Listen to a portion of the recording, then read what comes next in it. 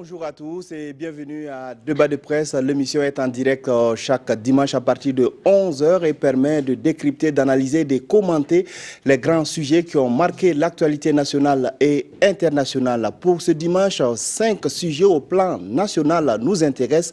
Il s'agit de la nomination d'un haut représentant du chef de l'État en la personne de Chérif Sy, l'ancien président du CNT, le Conseil national de la transition. Nous discuterons également du deuxième congrès du mouvement du peuple pour le progrès MPP, de l'organisation d'élections municipales partielles et complémentaires dans 19 communes, de la visite du ministre d'État en charge de la sécurité et dans les localités touchées par les attaques terroristes en début mars. Et puis nous parlerons également de la grève du SINAFI, le syndicat national des agents des finances. Pour discuter de tous ces points de l'actualité, je vais dire nationale, je suis en compagnie de 4 confrères. Il s'agit de Ladji Bama du journal Le Reporter. Bonjour Bama. Bonjour. Sur ce plateau, Boukari Oba du bimensuel La Mutation. Bonjour. Salut, bonjour. Arnaud Mohamed Ouedraogo de l'Observateur Palga. Bonjour Arnaud. Bonjour. Et Osé Lassane Ouedraogo des éditions Sidoya. Bonjour Lassane. Bonjour Sam. Merci à tous d'avoir accepté notre invitation. Alors, le Conseil des ministres du mercredi dernier a nommé l'ancien président du CNT, Chérif Sy, au poste de haut représentant du chef de l'État. Cette nomination a suscité beaucoup de réactions et de commentaires. En tant que journaliste, quelle analyse vous portez sur cette nomination de l'ancien président du CNT? Bama. Je crois que c'est une information que nous avons tous vue comme ça, avec beaucoup de surprises, en tout cas pour moi, ce qui me concerne.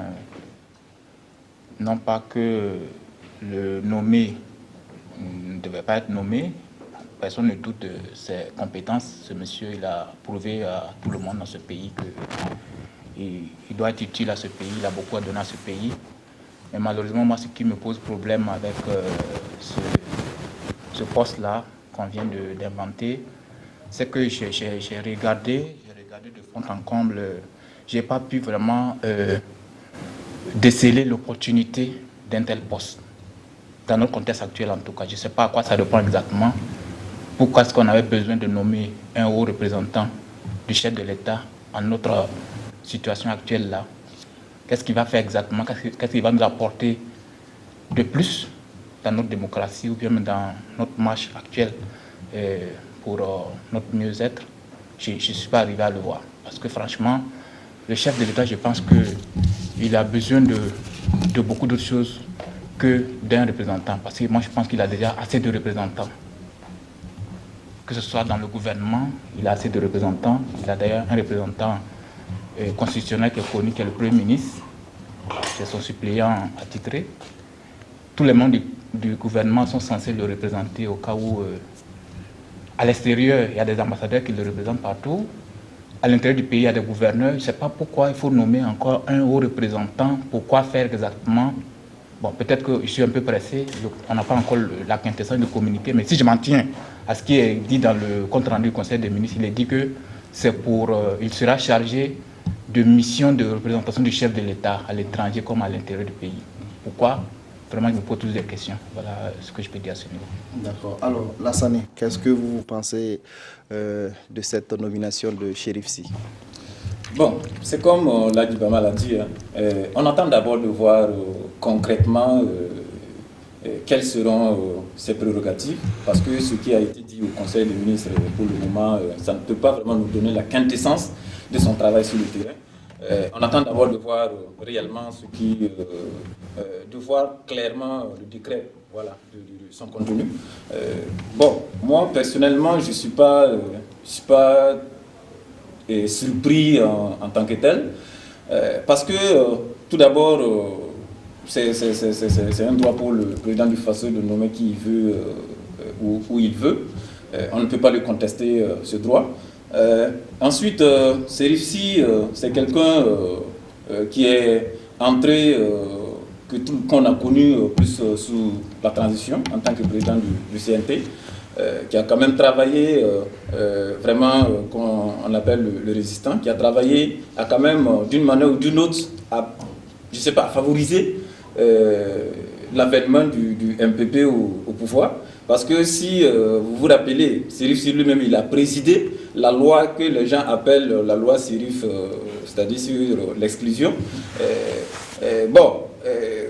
Pas parce qu'il a voulu, en quelque sorte, de façon volontaire, écarter certains, mais en son temps, vraiment, la majorité de l'opinion était pour. Bon, moi, je dirais quand même qu'il a contribué à l'avènement du MPP au pouvoir. Ensuite, Chérif Sy, c'est quelqu'un quand même qui est d'obédience sankariste, quelqu'un qui a quand même...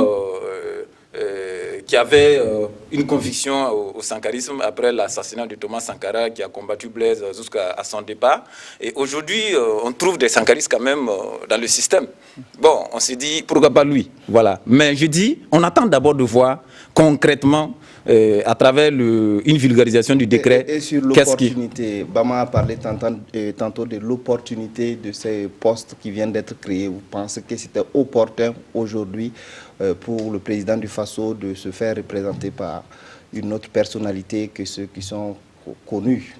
Si bon, c'est ça, je dis, il faut qu'on voit d'abord quel sera concrètement son travail sur le terrain pour savoir que son travail va différer des autres représentants. Voilà. En tout cas, moi, j'attends d'abord de voir concrètement quel sera, que dit la loi par rapport à son travail concrètement sur le terrain. D'accord. Arnaud. Merci. Déjà, je veux faire remarquer que c'est un poste qui existe ailleurs, même si constitutionnellement, ce n'était pas prévu dans l'organigramme de l'État burkinabé, mais il est laissé libre cours au président du Faso de créer certains postes selon la convenance de la situation.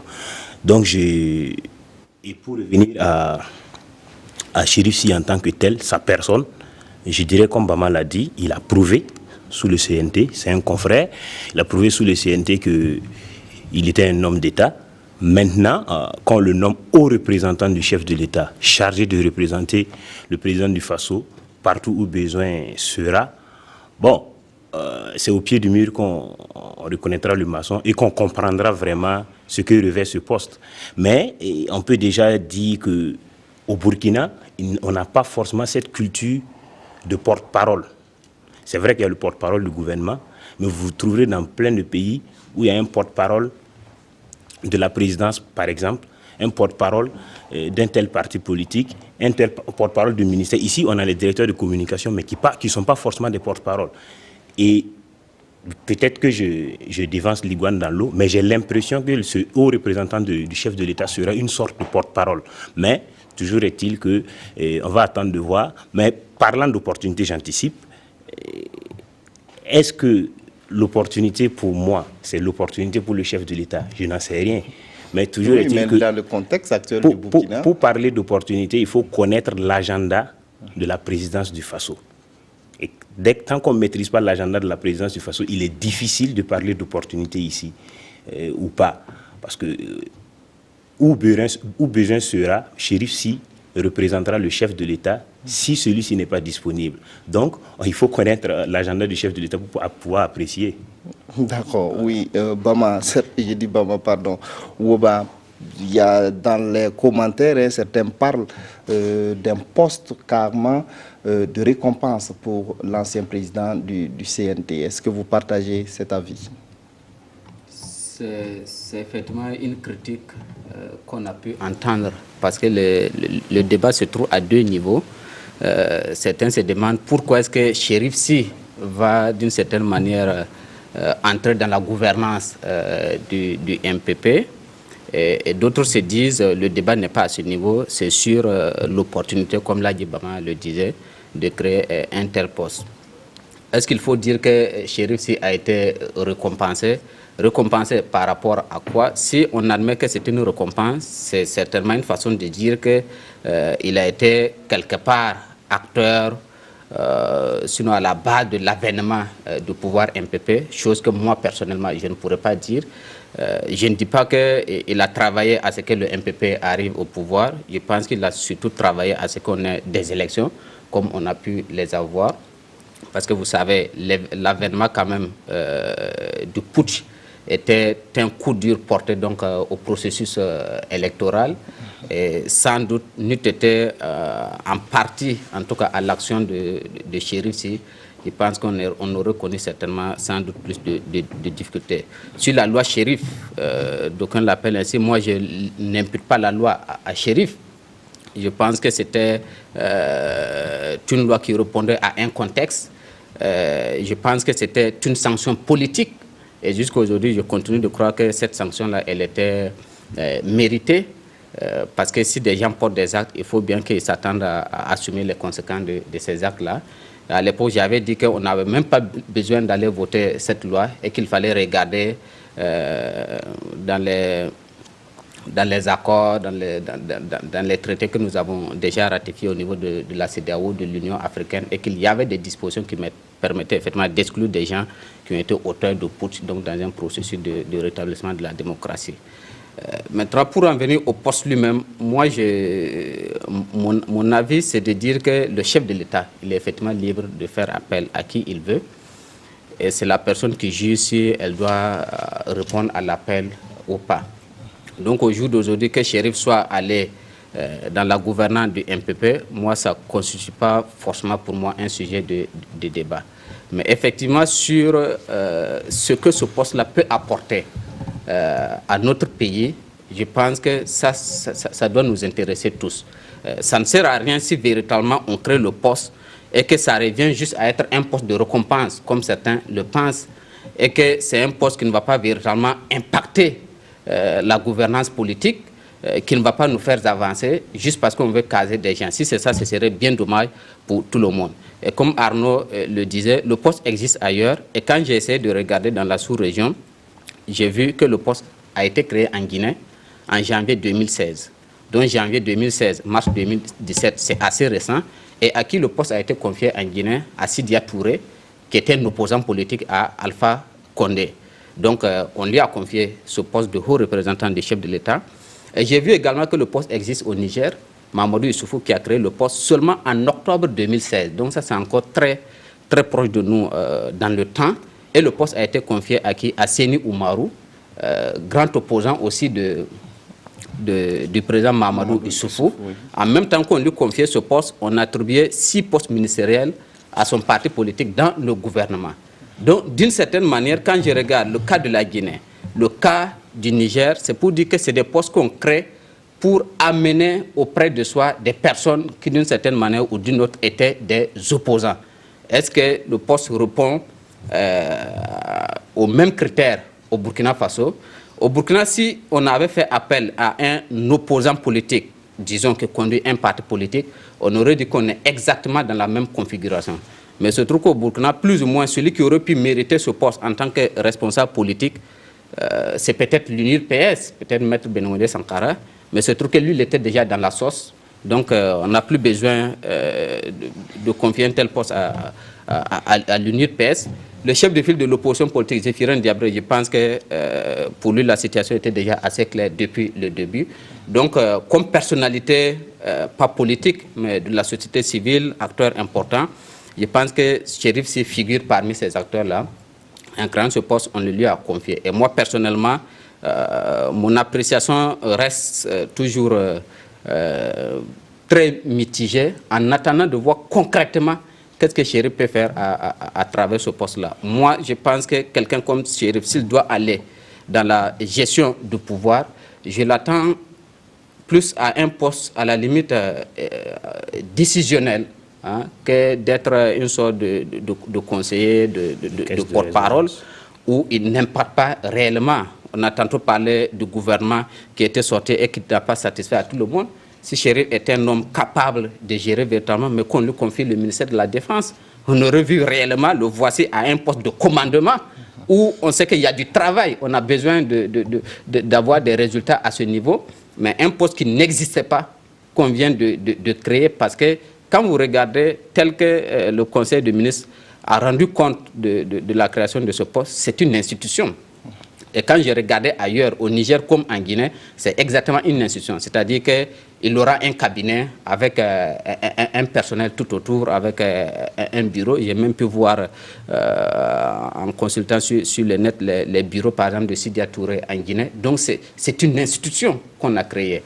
Et là, si on crée une institution qui certainement, quelque part, va nous coûter en termes de finances, il faut que l'institution puisse impacter réellement sur la vie politique, économique et sociale de notre pays. Et ça, il faut que nous attendons un peu de voir. D'accord, oui. Bama veut réagir sur tout ce qui vient d'être dit. Oui, peut-être pour insister sur le fait que, malgré ce que les confrères disent, à savoir qu'il faut attendre peut-être de voir, moi je pense qu'on est ici pour analyser une situation. On n'a pas besoin d'attendre forcément tout pour pouvoir analyser cette situation. À partir de ce que les prémices qu'on nous a déjà offertes à travers le compte rendu du Conseil des ministres, on peut déjà faire des esquisses d'analyse. Et en ce sens-là, moi je trouve qu'on n'a pas trop à attendre, on n'a pas trop à attendre de ce décret qui va venir là. Déjà, le compte rendu dit que ça a déjà planté le décor. On dit qu'il est chargé de représenter. Il est chargé, le terme exact c'est il est chargé de représentation des chefs de l'État à l'intérieur du pays comme à l'extérieur. Alors, quand moi je regarde ça déjà, je ne sais pas qu'est-ce que le communiqué peut venir, le décret lui-même va venir apporter de nouveau. C'est ça, il va représenter le chef de l'État. Et représenter le chef de l'État, ça nous apporte quoi? Et ça me ramène en tout cas à la question fondamentale de l'opportunité. Dans le contexte actuel, est-ce qu'on n'a pas mieux à faire? Est-ce que Cyrus n'aurait pas pu servir mieux ailleurs qu'à ce poste-là? Parce que représenter le chef de l'État, mais c'est pour aller s'asseoir peut-être en France à une cérémonie, aller s'asseoir peut-être au Canada à une cérémonie ou bien à Dédougou si le chef de l'État est empêché. Ça nous apporte quoi? Et surtout, comme Woba le dit, ça va forcément avec des incidences financières. Si on doit perdre l'argent pour ne rien avoir, moi je ne vois pas à quoi ça sert.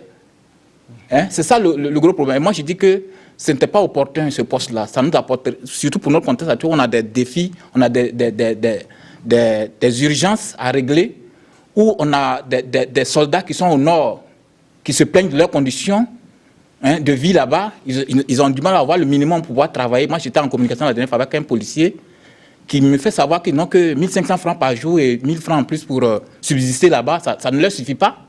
Mais c'est des urgences qui sont là. Il aurait fallu injecter cet argent là-bas. On n'a pas besoin de nommer des gens comme ça. Et comme on a parlé du cas du Niger, effectivement, j'ai fait comme Oba, je suis allé aussi regarder un peu ce qu'il y a au Niger. C'est tout un cabinet qui va se mettre en place là-bas, avec des chauffeurs et tout ça. Il a eu qu'à 3 chauffeurs, le gars du Niger, je crois. Alors, tout ce beau monde-là, il faut encore les payer et tout ça, mais ça nous apporte quoi en retour? Moi, je ne vois pas très bien ce que ça nous rapporte. Et moi, je ne crois pas qu'on soit là pour faire du mimétisme. Ce n'est pas parce que dans la sous-région, des gens ont créé ce genre de postes-là que nous aussi au Burkina, on doit se mettre à imiter ces gens pour créer des postes comme ça sans toutefois être sûr que ça va nous rapporter quelque chose. Voilà moi mon problème ici. D'accord. Voilà. Une réaction, oui. Osez. C'est comme les autres l'ont dit, quand vous analysez un peu le décret pris en Conseil des ministres, c'est toute une institution qui va fonctionner avec certainement un budget. Si réellement la nomination de Chérif Sy va impacter la vie politique de notre nation et apporter une plus-value. Est-ce que c'est possible? J'arrive. Et apporter une plus-value parce que Chérif Sy, il est quand même une personnalité politique qui a joué un rôle important sur la transition. Mais si, puisqu'on le connaît, c'est quelqu'un qui n'a pas sa langue dans sa poche, il parle, c'est quelqu'un qui est critique. Mais si la création de ce poste, c'est pour vraiment peut-être museler quelqu'un qui, peut-être on a peur qu'il puisse critiquer les actions peut-être du régime, moi je pense qu'on est mal parti. Et bon, je comprends l'Adibama, mais moi personnellement, j'attends toujours de voir réellement, puisque le décret c'est portant organisation, fonctionnement du Haut Conseil. Oui. Voilà, on attend de voir réellement le contenu de ce décret-là, pour voir réellement si c'est c'est un poste de trop. On va encore dire au gouvernement, au régime que c'est un poste de trop, ça n'apporte rien, parce qu'on a besoin de cet argent pour équiper nos forces de défense et de sécurité pour aller combattre le terrorisme ou non. On n'a pas besoin de créer des postes supplémentaires pour meubler ou bien pour caser des amis qui ont contribué peut-être à quelque chose. Oui, Arnaud. Voilà, rapidement, je vais dire que, en fait, quand je regarde le profil de la nouvelle fonction de Chérif Sy, j'ai tout l'air qu'il s'agit d'une sorte d'ambassadeur itinérant.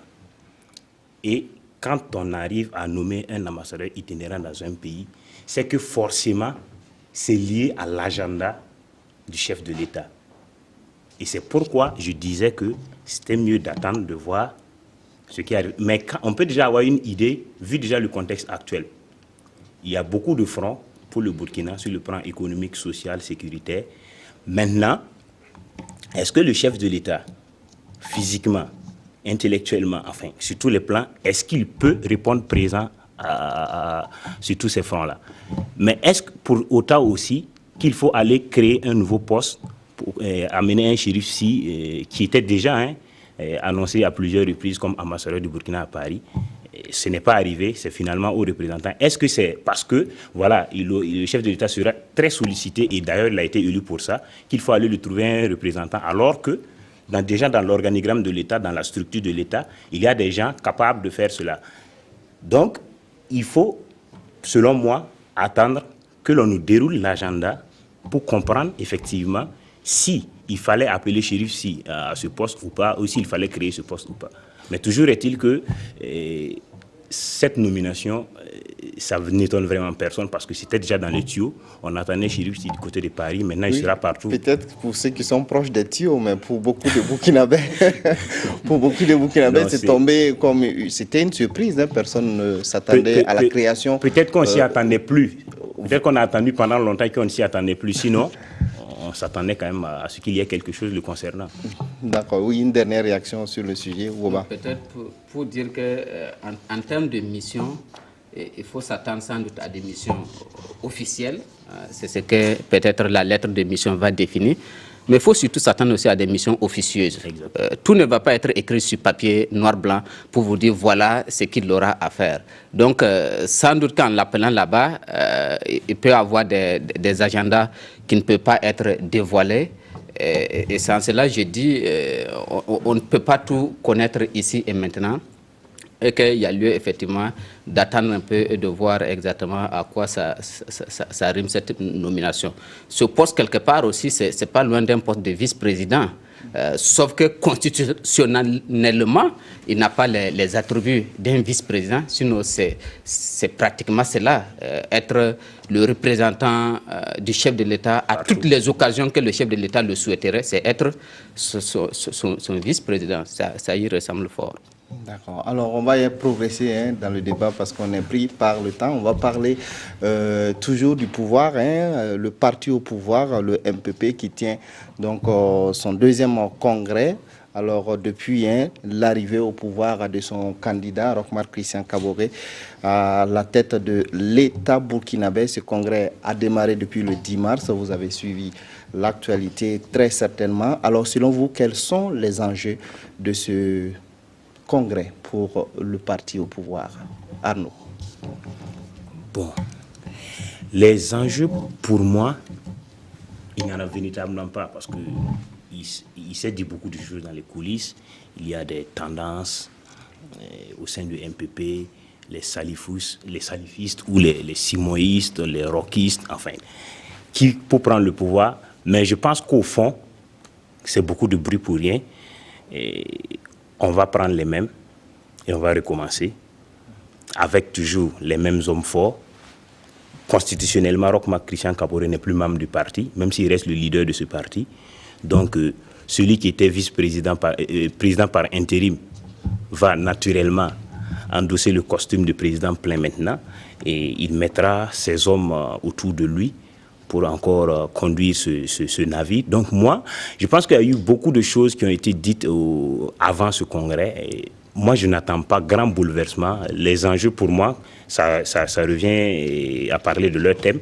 C'est peut-être comment ils vont faire pour... Le programme présidentiel. Exactement. Comment ils vont faire pour mieux mettre en œuvre le programme présidentiel qui avait été élaboré, il faut le rappeler, pas en tenant compte de la situation sécuritaire actuelle. Donc, il faut le réaménager en contextualisant maintenant.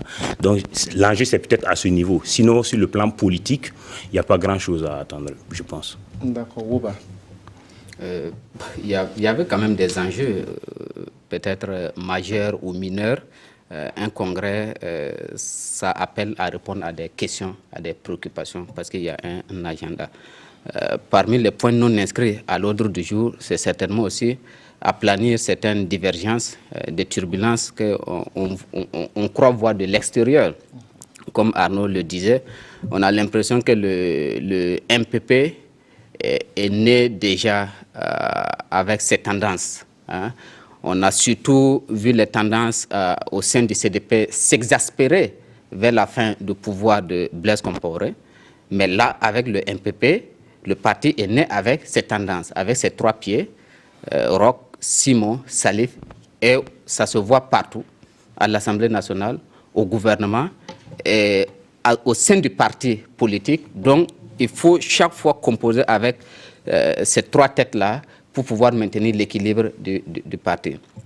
Et je crois que c'est un vrai défi pour eux, de montrer que, contrairement peut-être à ce que les militants pensent, eux trois, ils sont plus soudés qu'on ne l'imagine. Vous avez vu, en tout cas, on a tenté de sauver les apparences. Si c'est au-delà des apparences, tant mieux, parce qu'à l'occasion du congrès, Salif Diallo, en tant que vice-président, donc, ou du moins président par intérim, il a demandé un standing ovation pour le chef de l'État, donc Roch Marc Christian Kaboré, qui, comme on le dit, ne pouvait pas être présent au Congrès. Et effectivement, il a été suffisamment ovationné, façon de dire que certainement, ils se reconnaissent en lui comme étant quand même le responsable quelque part du parti, le leader. Donc, si c'est au-delà des apparences, tant mieux. Maintenant, comme Arnaud le dit aussi, je pense qu'on ne va pas bouleverser la barque. On s'attend tous à ce que ce soir-là, Salif Diallo soit plébiscité à la tête du parti. Il y a ce débat sur la dénomination même du premier responsable. S'agit-il d'un président, d'un secrétaire exécutif? Mais au fond, qu'est-ce qui change?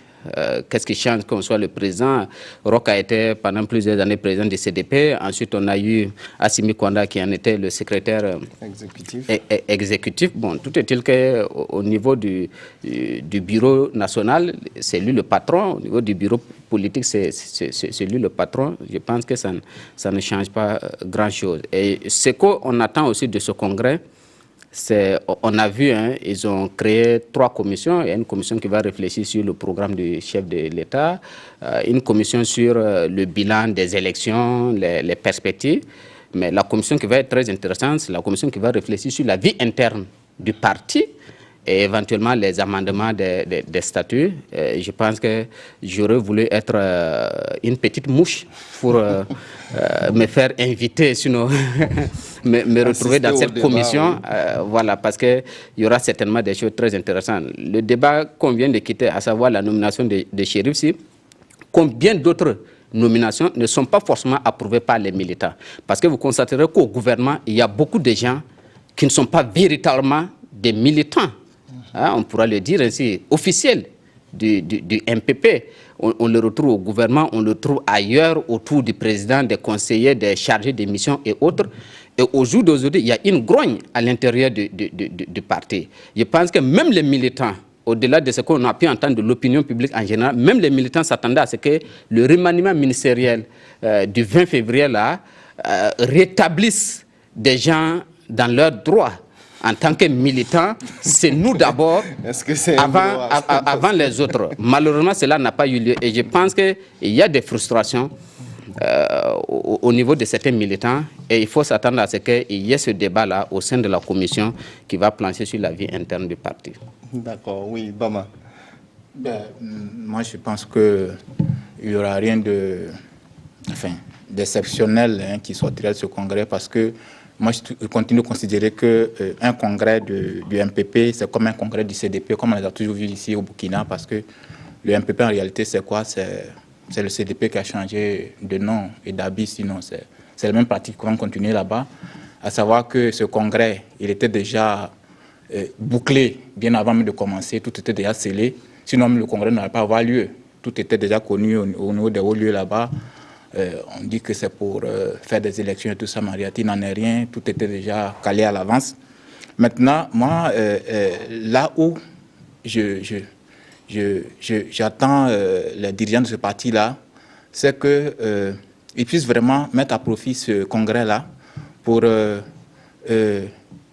asseoir un vrai bilan sans complaisance de la gestion de ce pays pendant une année. C'est là où moi je les attends, parce que c'est là tout le problème.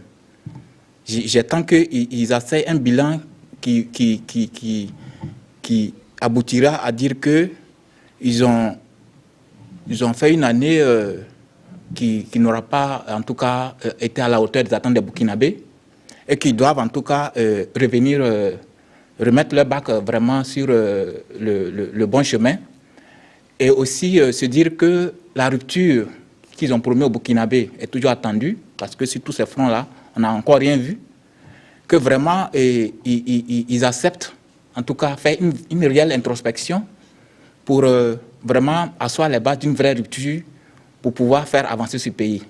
Autrement, au bout des 5 années, ils vont se mordre le doigt parce qu'ils auront les Burkinabés encore en face d'eux, à qui ils vont vouloir demander encore leur suffrage, mais ça va être difficile parce que là, ils n'auront pas un bilan à la hauteur des attentes à leur présenter et ça va faire mal.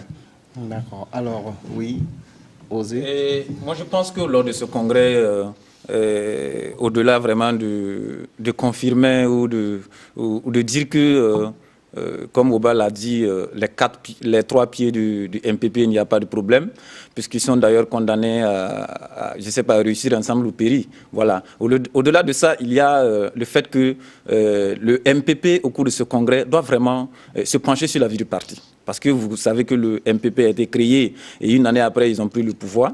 Et après une année de création, vous avez vu l'engouement ou vraiment le flot des militants qui sont venus au MPP. Il y a à parier que peut-être les 3 avaient la même vision, mais ce n'est pas tous ceux qui ont couru venus au MPP qui partagent la vision des chefs. Il y a d'autres qui sont venus avec vraiment des ambitions de poste. Et ce qui explique ce que Oba a dit, les frustrations. Voilà. Donc, cela aussi explique les problèmes lors de la mise en place des mairies, des conseils municipaux, puisqu'il y a eu quand même des gens qui se sont illustrés négativement. Il faut quand même qu'on remette les gens, que le parti essaie de ramener certains militants à l'autre. Parce qu'on ne peut pas comprendre que des gens qui sont au sein d'un parti puissent travailler réellement, ou à cultiver leurs intérêts égoïstes au-delà de... À ce sujet, il y a eu des sanctions, non? Voilà, il y a eu des sanctions, mais il faut aller au-delà de ça. Il faut aller au-delà de ça. Et même le président par intérim l'avait promis, ils vont aller au-delà de... Ils vont examiner le dossier d'autres personnes. Ils voient quelle serait la sanction habilitée. Et ensuite... au cours de ce congrès, il y a aussi la mise en place du programme du président que le parti va se pencher. Et comme Bama l'a dit, nous attendons réellement que le MPP puisse se pencher réellement pendant une année d'exercice du pouvoir. Qu'est-ce qui a marché? Qu'est-ce qui n'a pas marché? Qu'on s'asseye et qu'on dépassionne le débat. Voilà, qu'on se parle vraiment droit dans les yeux, qu'on analyse même le mémorandum du CFOP s'il y a lieu, puisqu'il y a certaines choses qui ont été dites là-bas qui tiennent. Voilà, quand on critique, c'est pas pour détruire. Voilà, se parler droit dans les yeux, dire ce qui a donné, ce qui n'a pas donné, et qu'est-ce qu'il faut introduire, qu'est-ce qu'il faut prendre en compte dans la gestion du pouvoir pour que les 4 ans à venir ne soient pas vraiment des années perdues. D'accord. Alors, en tout cas, oui, une dernière réaction. Non, juste une remarque au passage. J'ai pu voir que le Premier ministre y était. Oui. Et en plus, il était habillé aux couleurs du parti. Du MPP, oui. Ça paraît nouveau. Voilà, c'est officiel maintenant. Peut-être qu'à travers cet habit, il faut déjà lire la carte du parti. Parce que jusque-là, je n'étais pas persuadé que véritablement Kaba était un militant. Or, constitutionnellement, moi, il est dit que le Premier ministre, il est issu de la majorité présidentielle. Or, là, je ne pense pas que ce monsieur-là appartenait véritablement au parti présidentiel. C'était beaucoup plus du point de vue de ses rapports avec le chef de l'État qu'il a été appelé, donc sur la base de la confiance. Mais aujourd'hui, il nous confirme qu'il est un militant du MPP.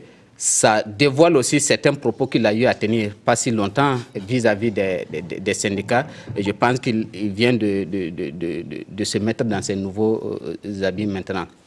Quant à ce que Osé et puis Ladji Bama demandent par rapport au bilan, je pense qu'il devait être capable de le faire. Mais il faut... j'ai des doutes aussi. C'est un parti d'obédience gauche. L'autocritique, ça devait aller de soi. Mais on n'est pas sûr que ces gens-là puissent véritablement se regarder dans le miroir et pouvoir corriger leurs erreurs. Bon, en tout cas, pour le président par intérim, Salifou Diallo, il a qualifié ce congrès de tournant à ne pas rater. On espère bien pour eux que tout va se passer dans les règles de l'art, en tout cas pour le bénéfice du parti. Alors, le MPP peut-être sera avec d'autres partis sur le front dans quelques semaines pour les élections municipales complémentaires et partielles qui vont être organisées dans 19 communes. Alors, ces élections, vous l'avez suivi, le président de la CENI a rencontré les partis politiques, les organisations de la société civile. Le ministre, le nouveau ministre en charge de l'administration territoriale également a fait des sorties pour rencontrer les acteurs sur le terrain. Alors, d'après en tout cas le code général des collectivités territoriales, le Conseil des ministres a dissous ces collectivités qui ne fonctionnent pas bien. Alors, il y a 90 jours légalement pour organiser de nouvelles élections dans ces localités. Ce serait chose faite, je pense, le 28, non? Le 28 mai. Alors, votre regard sur la reprise de ces élections, parce que ça a été aussi l'objet de beaucoup de commentaires dans la presse, beaucoup de réactions sur les réseaux sociaux et dans les médias classiques.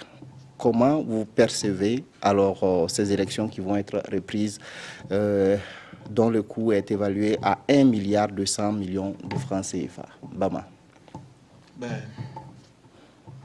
C'est dommage pour moi, c'est dommage qu'on en soit là, parce que cet argent qu'on va mettre encore dans cette reprise-là aurait pu servir utilement ailleurs. Mais voilà que malheureusement, du fait des turpitudes de certains politiciens, on se retrouve à mettre cet argent-là encore pour réorganiser un scrutin qui aurait pu passer depuis. Et là, c'est vraiment dommage. Osons croire qu'ils vont en tout cas pouvoir mettre ces conseils municipaux en route maintenant, ce qui n'est pas chose donnée pour moi, quand je regarde surtout les hostilités sur le terrain, les antagonismes ont atteint un stade tel que je me demande bien comment est-ce qu'on arrivera en tout cas à réconcilier les cœurs dans ces différentes localités-là. Si une simple reprise peut résoudre le problème, tant mieux. Mais dans le cas contraire, on va continuer à traîner ces problèmes-là comme des poulets à nos pieds et ça va être compliqué. Et moi, je pense que sur ce point, il va falloir peut-être aussi qu'on songe à légiférer ou bien du moins à renforcer notre législation sur ces genres de situations en termes de sanctions aussi, parce qu'il faut songer aussi à situer la responsabilité dans ces genres de situations. Ceux qui ont été à la base de ces blocages-là, ceux qui sont emmenés sur ces terrains-là, il faut qu'on puisse aussi les amener à assumer leurs responsabilités dans ces genres de situations pour ne pas qu'on soit là tout le temps à perdre de l'argent inutilement parce que des individus ont du mal à accepter le jeu démocratique, parce que c'est ça tout le problème. Et c'est à ce niveau que je dis que le parti au pouvoir doit, en tout cas, au cours de son congrès, mettre l'accent aussi sur l'éducation de ses militants, parce que dans la plupart de ces conseils où il y a problème, le plus souvent, c'est eux qui digèrent difficilement soit la défaite ou qui pensent que parce qu'ils sont le parti au pouvoir, ils doivent toujours être les gagnants partout. Et ça, c'est vraiment dommage. D'accord, oui, osez. Cette reprise, c'est comme si, même si certains estiment que cet argent, les 1,2 milliard aurait servi à autre chose, cette reprise s'inscrit dans l'ordre normal des choses parce que c'est prévu par la loi. Mais ce qu'on doit déplorer est qu'on aurait pu ne pas en arriver là. Mais on en est arrivé. Mais si vous écoutez le nouveau ministre de l'administration, Simeon Sawadogo, lorsqu'il a rencontré les acteurs, il a dit que si c'est pour retomber dans les mêmes turpitudes que ce qui s'est passé avant, vaut mieux ne pas aller aux élections. Moi, en analysant ces propos, c'est comme si le gouvernement même est déjà, je ne sais pas, pessimiste sur ce qui va, sur vraiment sa capacité vraiment à résoudre cette situation par ces élections. Et je dis qu'il faut que les militants, il faut que les partis politiques, à chacun à son niveau, puissent travailler à éduquer politiquement ces militants. Parce que tout ce qui s'est passé, parce que j'estime qu'un parti qui a vu ses militants travailler au trouble fait pour empêcher le fonctionnement d'une commune ou empêcher des élections comme à Bouroum Bouroum, ainsi que d'autres, voilà, Bogoré. Voilà. Je pense que selon même le règlement intérieur de ces partis, ces militants doivent être sanctionnés d'abord. En attendant même que le règlement judiciaire en arrive, il faut que les différents partis politiques puissent travailler vraiment à discipliner leurs militants pour que ce genre de choses n'arrivent plus. Ensuite, je ne sais pas, mais je trouve que lors de la rencontre avec le ministre, il y a certains acteurs politiques qui ont estimé qu'on leur accorde cette possibilité afin que les différents sur la liste des candidatures, on puisse reconduire les mêmes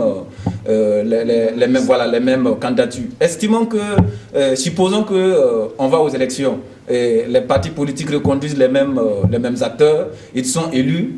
J'ai peur que ce qui s'est passé réellement, puisque chacun vient encore avec ses ambitions, je vais être maire, je vais occuper les mêmes acteurs.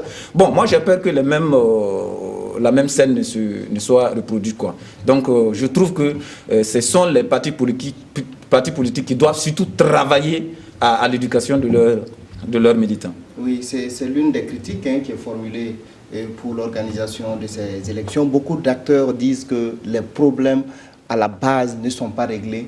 Alors si on va aux élections, on risque de se retrouver face aux mêmes problèmes et finalement les élections vont être encore un échec et on ne va pas avancer sur la question. Oui, Woba. Oui, bien sûr, moi c'est mon principal point de préoccupation même. Peut-être que j'ai personnellement raté quelque chose. Sinon je me demande bien, est-ce qu'il y a quelque chose qui a été fait depuis qu'il y a eu ces crises-là dans ces différentes communes jusqu'à ce qu'on en vienne à la dissolution pure et simple. Est-ce que les partis politiques ont fait quelque chose sur le terrain pour déminer les esprits?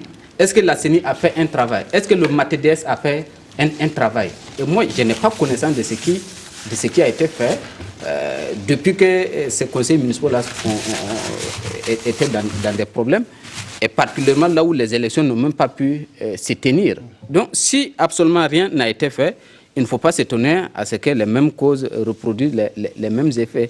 Et moi, aujourd'hui, je regarde cette facture-là, qui est quand même assez salée, 1,2 milliard de francs CFA qu'on va remettre dans ces élections, pour lesquelles on a déjà dépensé. Parce que lorsqu'on avait fixé le budget des élections du 22 mai passé, 2016, oui, on ne l'a pas révisé parce qu'il y a des communes qui n'ont pas participé aux élections, encore moins parce qu'il y a des communes pour lesquelles il faudra reprendre parce qu'on va dissoudre leurs conseils municipaux. On a déjà dépensé cet argent-là. Donc on est en train de payer quelque part doublement pour quelque chose qui a déjà été fait. Et moi je pense que cette facture, ça ne doit pas être à nous de la régler. Je veux dire, c'est pas possible. On ne peut pas payer pour des turpitudes des gens. De deux choses l'une. Au moins, ces personnes-là, sinon ces partis politiques-là, devraient être conséquemment sanctionnés. Et si nos textes ne l'ont pas prévu, c'est un grave manquement. Et il faut déjà commencer à revoir nos textes. Nul ne peut se prévaloir de ses propres turpitudes. Vous avez été à la base de quelque chose. Il faut qu'il y ait quand même des enquêtes. Il y a eu un minimum d'enquêtes, des enquêtes préliminaires. Si on fait des enquêtes, c'est pourquoi? C'est pour établir des responsabilités. Mais dès lors que des responsabilités sont établies, il reste quoi? Il reste à sanctionner. Les partis politiques doivent sanctionner leurs militants, mais l'administration, l'État doit sanctionner les partis politiques. Mais à ce niveau, j'ai l'impression qu'il n'y a pas eu véritablement de sanctions, il y a eu des tentatives de procès. Moi, je ne parle même pas de procès en justice. C'est des sanctions politiques, des sanctions administratives qui doivent être prises, de sorte à écarter ces gens qui ont été à la base de la situation. Parce que, comme on le dit, on va reprendre les mêmes élections avec très probablement les mêmes acteurs, les mêmes individus. rien ne nous garantit ce que le ministre dit. Si c'est pour faire les élections et puis retomber dans les mêmes turpitudes, on ne va pas les faire. Mais comment il sait qu'on ne va pas retomber dans les mêmes turpitudes?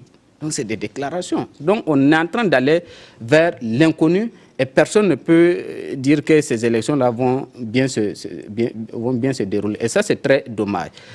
En parlant de responsabilité, je me permettrai quand même de pointer le doigt sur le parti politique qui est au pouvoir. Parce que quand vous regardez dans la plupart de ces communes, que ce soit là où les élections n'ont même pas pu se tenir, que ce soit les communes où les élections ont été, du moins les conseils municipaux ont été dissous, presque partout, il y a un autre parti et le parti au pouvoir. C'est vrai qu'on va dire que parce qu'ils sont le parti le mieux représenté, ils sont partout, mais aussi en tant que parti au pouvoir, ils doivent avoir une plus grande responsabilité par rapport aux autres partis. Ils doivent être à même de mieux sensibiliser leurs militants, parce que quelque part, c'est eux aussi leur gouvernance qui prend un coup si au niveau des collectivités territoriales, ça ne marche pas. Fort malheureusement, on a constaté que la sensibilisation n'a pas été peut-être à la hauteur et les sanctions encore moins. Oui, bon, il y a certaines personnes qui disent qu'au regard du coût, même si la loi dit qu'il faut impérativement organiser les élections, au regard du coût de ces élections, il aurait fallu peut-être prendre une décision ou un décret pour dire ou mettre directement ces communes-là sous délégation spéciale et peut-être éviter de dépenser autant d'argent. Oui, Arnaud. Moi, je signerais sans discuter pour cette formule-là, si c'était possible, parce que je pense que ça devient trop.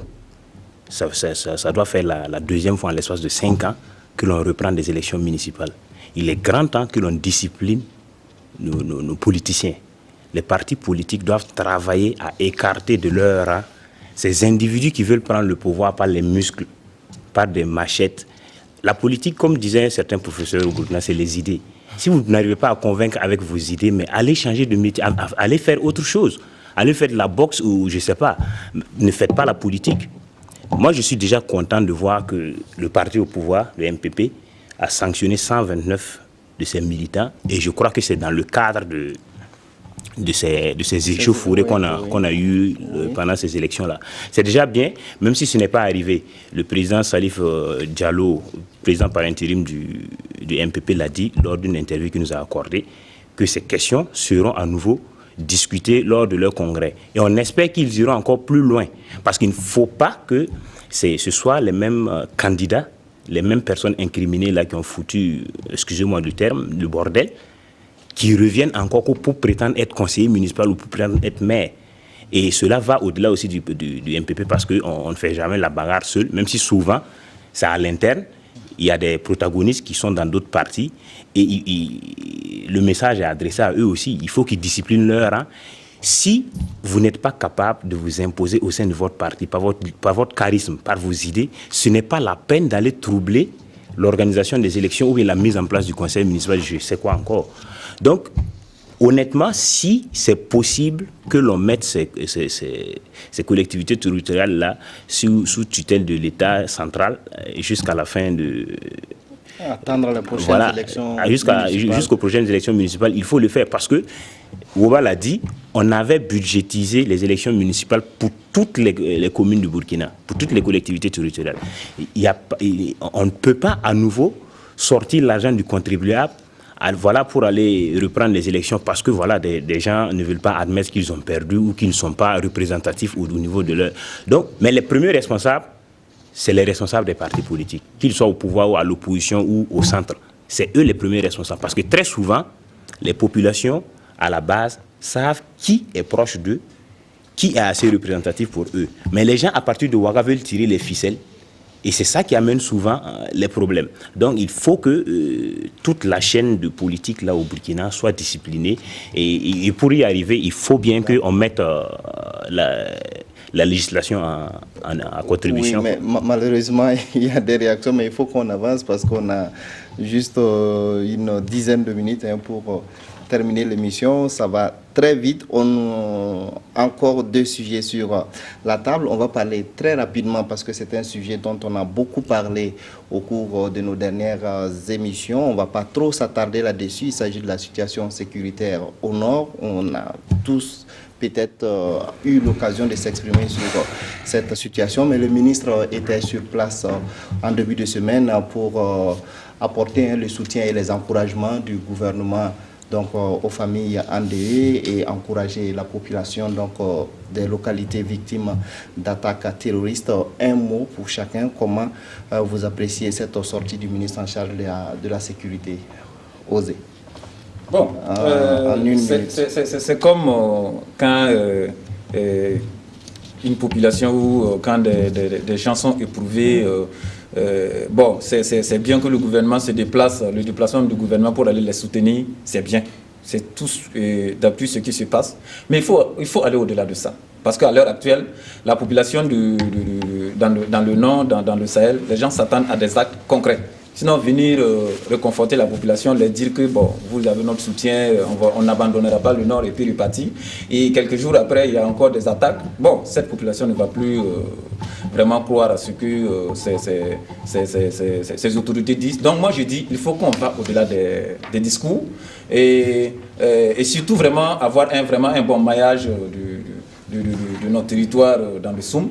Et je vois que avec la visite et puis dans la foulée, il y a eu des OSC qui ont réagi, et qui ont estimé que bon, ils vont mobiliser les gens pour aller au nord, pour défendre. Moi, je dis, peut-être ça va dans la stratégie de mettre la pression sur le gouvernement pour réagir, parce que les gens disent, lorsque la chèvre aboie l'étranger, c'est comme s'il met la honte au chien. Bon, voilà, c'est pour mettre la pression sur le gouvernement, sinon amener les gens au nord pour aller défendre. Vous savez, ces gens-là, c'est pas pour lutter contre la révision de l'article 37. Hein. Ces gens-là, ils tirent à bout portant. Je pense que la solution, ce n'est pas de mobiliser les gens pour aller au nord. L'armée est là pour ça. Oui, Bama, très rapidement. Non, je crois que, comme tu l'as dit, hein, il y a plus, on a tellement parlé de cette situation au nord que moi, je ne sais plus quoi dire maintenant, parce que on a toujours ressassé les mêmes choses qui se répètent.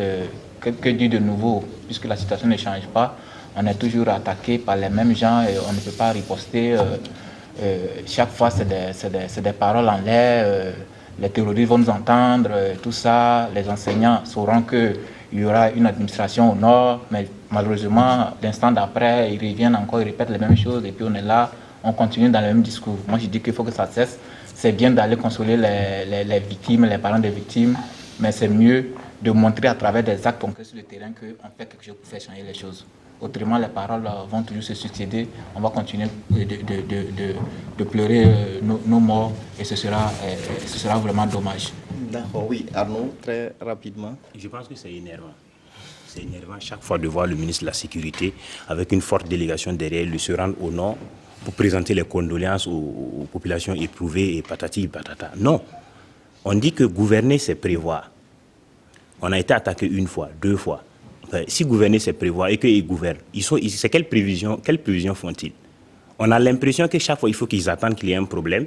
Voilà, on va établir des ordres de mission, voilà, et mettre du carburant, se rendre là-bas, et voilà, et aller sortir. Chacun va faire sa comédie, avoir l'air le plus triste possible, présenter ses condoléances et revenir s'asseoir à Ouagadougou, laisser ces gens-là à leur sort. Non, mais ça ne peut pas continuer comme ça. À la fin, il faut que ça change. Moi, je ne suis pas stratège militaire, je ne prétends pas avoir la science infuse, mais ils sont au pouvoir, il faut qu'ils nous prouvent qu'ils en sont capables. Sinon, Bama, on ne sait plus quoi dire sur la situation ou non. Chaque fois, c'est la même chose. Des individus non identifiés, les ratissages, des mesures qui sont prises. Ces mesures-là sont mises en œuvre comment? C'est ça. D'accord, oui, Woba. Un mot, très rapidement. Un mot, ça demande bien plus qu'un mot. Oui, s'il y a bien un sujet sur lequel on sera toujours obligé de revenir, c'est sur la situation sécuritaire. Parce qu'au jour d'aujourd'hui, elle dépasse tous les débats qu'on est en train de mener. Si on n'est pas en sécurité au nord, déjà c'était le Sahel, c'est devenu le nord, hein, d'une manière générale. On descend progressivement vers le centre. C'est nous tous qui sommes en insécurité parce que c'est le pays. Donc, s'il y a un sujet sur lequel on est obligé chaque fois de revenir, c'est bien ça. Et par rapport à ces sorties-là, malheureusement, souvent ce n'est pas la peine. Moi, j'ai entendu les populations du Soum même dire que si c'est pour venir présenter les condoléances, autant laisser. Donc ça veut dire qu'il y a mieux à faire, c'est d'agir en amont que de venir après présenter les condoléances. Des condoléances qui n'ont même pas de sens. Parce que, pourquoi? Moi, je dis, si je suis ministre de la Défense et qu'un militaire tombe, moi, je n'ai pas de condoléances à présenter à quelqu'un. C'est moi qui suis en deuil. Si je suis le ministre de l'Enseignement et qu'un enseignant tombe dans l'exercice de ses missions, c'est moi qui suis en deuil. Ce n'est pas ses parents. Il n'était pas envoyé là-bas par ses parents. Donc, ce que le ministre peut dire, c'est peut-être qu'il compatit à la douleur des parents. Mais s'il y a bien quelqu'un qui est en deuil, c'est le ministre. Ces morts-là, si c'est des gens qui sont morts de palu là, bon, nous, on ne serait pas là en train de parler, hein, mais ceux-là qui sont morts là, ils sont morts sous la responsabilité d'abord de l'État. Et donc, directement de leur ministre de tutelle, que plutôt sous la responsabilité de leurs parents. Il n'y a pas de condoléances. C'est mener des actions pour éviter que demain, d'autres personnes ne tombent dans les mêmes situations. Or, malheureusement, rien n'est fait. Et les populations ont tellement peur. Regardez un fait terrifiant. On dit pendant ce temps, il y a eu une réunion là-bas, à la mairie, en présence des forces de défense et de sécurité, des autorités, et qu'il y a des enseignants qui sont dans la salle, qui après déclarent avoir reconnu deux présumés terroristes qui se sont présentés dans les écoles pour menacer les enseignants.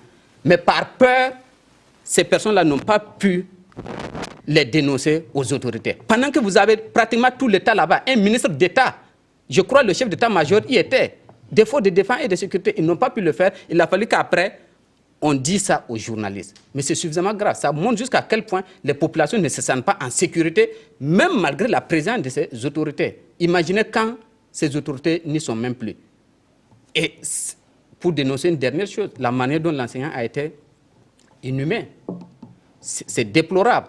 Et c'est parce qu'on n'est pas allé à temps qu'après on est allé pour essayer un rattrapage. Non, il est tombé dans l'exercice de ses fonctions. Et même le ministre de l'Enseignement n'a pas été capable d'y être. La plus haute autorité, c'était le haut commissaire, Mohamed Da. Mais lui, parce est-ce qu'il a le choix? Il est au commissariat, l'enterrement a eu lieu au secteur 5 de Djibo, donc c'est sorti, il y allait quand même. Donc il n'y a pas eu de déplacement. La directrice régionale de l'enseignement qui y était, parce que c'est une dame, elle est arrivée au cimetière, elle est restée dans sa voiture, parce que selon certaines coutumes aussi, la femme ne va pas au cimetière, ne va pas à la tombe. Donc finalement, une mort à la limite qui est imputable à l'État, et on laisse ça entre les mains des proches, tout simplement, de la victime. Aucune présence de l'État, moi, de mon point de vue, hein, parce que je ne considère pas la présence du haut-commissaire comme étant une délégation. Lui, il était à la limite par nécessité, par obligation, ça s'est passé à côté de lui.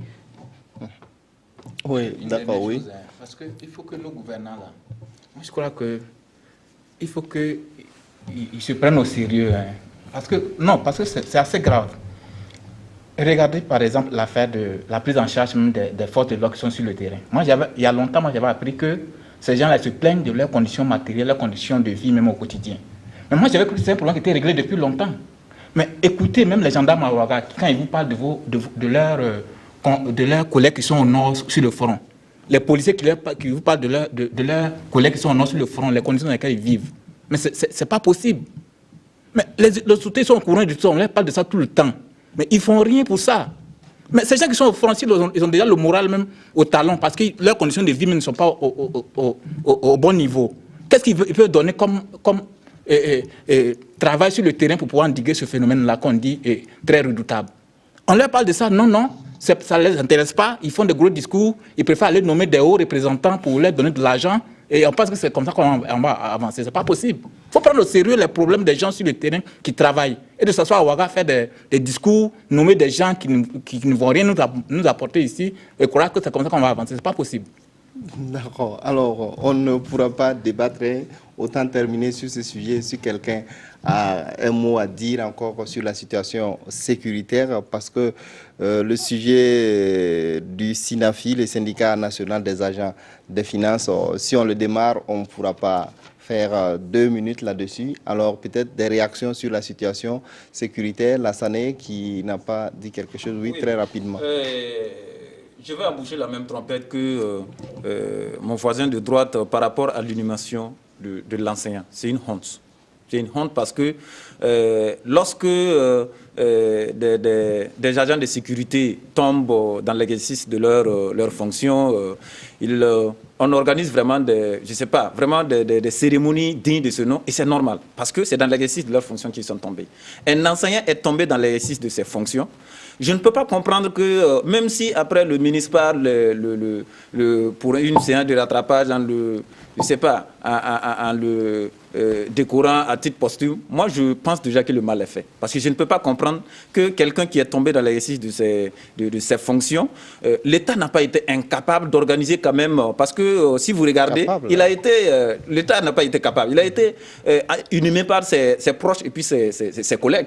Et je ne sais pas, de façon rapide, je trouve que lorsque la situation était arrivée, l'État devait intervenir d'abord pour dire à ses collègues, à la famille de ne pas l'inhumer, parce que quand même une délégation du gouvernement devait aller, parce que ça doit être ainsi. Au lieu de laisser enterrer ce monsieur qui s'est battu, il n'a que 3 ans d'exercice. Il est directeur d'école. Vraiment, moi, je trouve que c'est déplorable que cette situation arrive. Et ensuite, comme là, Guy Bama l'a dit, on a écouté les discours. On est fatigué d'entendre les discours. Comme le ministre de la Défense l'a dit, on va terroriser les terroristes. Je pense qu'il doit passer à l'acte, terroriser les terroristes. D'accord, voilà. Oui. Oui, très rapidement. Une dernière chose, c'était une information de la semaine. Les députés, oui, notamment le groupe parlementaire Sécurité et Défense, avaient eu un projet d'aller dans cette partie du pays. Et à l'occasion de l'ouverture de la session parlementaire, le président de l'Assemblée même dit de la commission. Voilà. Le président de l'Assemblée même qui a dit que non, on les a dit de patienter, que l'ordre ou bien la recommandation serait venue de l'exécutif, parce que, bon, certainement qu'ils estiment que la zone actuellement n'est pas fréquentable pour je ne sais X raisons. Mais moi, quand je vais aller à Djibo, j'y vais. Et moi, j'y étais courant février. Ce que j'ai vu là-bas, ça me permet aujourd'hui de ne pas être surpris par rapport à certaines situations. Je ne peux pas comprendre que des députés soient là, qu'ils veulent aller, que pour une raison inconnue, ils n'y aillent pas. Est-ce que pour aller là-bas, ils ont même besoin de communiquer sur ça? Ils n'avaient qu'à y aller et puis revenir. S'ils doivent tomber, qu'ils tombent, hein, parce que c'est des gens qui tombent là-bas tous les jours. Je pense que s'ils vont, c'est pour apporter des solutions. Mais bon, si sur le conseil, on leur dit de ne pas partir, est-ce que... Pour quelle raison? D'accord. Alors, très rapidement... D'accord. En fait, je voulais revenir par rapport à la sortie des organisations de la société civile, oui, qui ont demandé à mobiliser des jeunes pour y aller. Osé disait que ça, ce n'était pas une affaire d'article 37. Moi, je ne vais pas leur jeter la pierre. Parce que, vu la colère que personnellement je ressens par rapport à cette situation, je les comprends aisément. Ça peut-être, la colère peut amener à être zélé, croire qu'on est capable de tout, soi-même. Mais il y a des gens qui sont là pour cela. Et je pense qu'il faut prendre au sérieux la sortie des OSC. Pas les encourager à y aller, effectivement, comme ils le disent, parce que voilà, c'est envoyé de Burkinabé à l'abattoir. Mais prendre au sérieux et agir véritablement maintenant. Quand un ministre de la Défense sort après sa nomination qui dit on va terroriser les terroristes dans la situation actuelle, pour moi, il n'a pas pris la mesure de la situation. Parce que j'ai l'impression que c'est de l'humour qu'il a fait. Ah oui, c'est de l'humour. Parce qu'on va terroriser les terroristes, tu viens d'être nommé ministre, et derrière, ça s'enchaîne et on ne voit pas les lignes bouger. Attendez, on est où? Donc les OSC ont raison de réclamer des armes pour aller combattre. On comprend bien, même si ce n'est pas leur rôle, mais on va leur demander de laisser ça aux militaires. Là, ils vont se raviser. Ils ont des autorités qui ne dorment pas, on espère bien. On a des stratèges, même si c'est une guerre asymétrique. On a des gens qui ont fait des écoles de guerre. Ils vont mettre leurs connaissances à profit pour que, quand même, on puisse relever un peu la tête, quoi. Parce que là où ça est en train d'aller, ils sont à Corsimoro, hein. D'accord. Alors, on va s'arrêter là parce qu'on est pris par le temps. On est malheureusement arrivé à la fin de l'émission. On a même dépassé de 5 minutes grâce donc à la compréhension et au concours du service des programmes. Alors, merci à vous qui nous avez suivis. Je rappelle très rapidement que j'étais sur le plateau avec Ladji Bama du journal Le Reporter, Boukari Woba du bimensuel Mutation, alors Arnaud Mohamed Ouedraogo de l'Observateur Palga et Osé Lassani et Ouedraogo des éditions Sidoya. Merci de nous avoir suivis. Restez en compagnie des programmes de la RTB.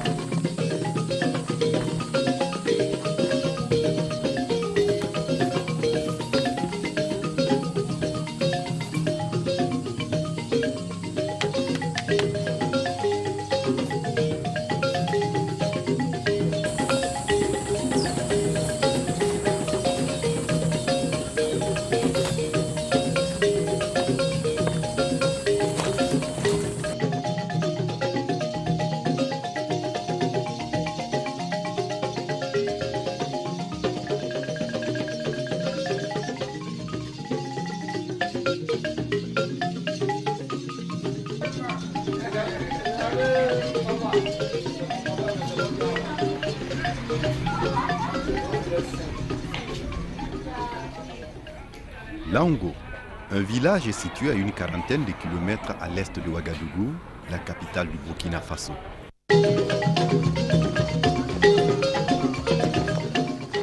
Le symposium international de sculpture sur granit de Lango a vu le jour en janvier 1989, après que je sois rentré d'un symposium de sculpture à Quartiesta en Italie.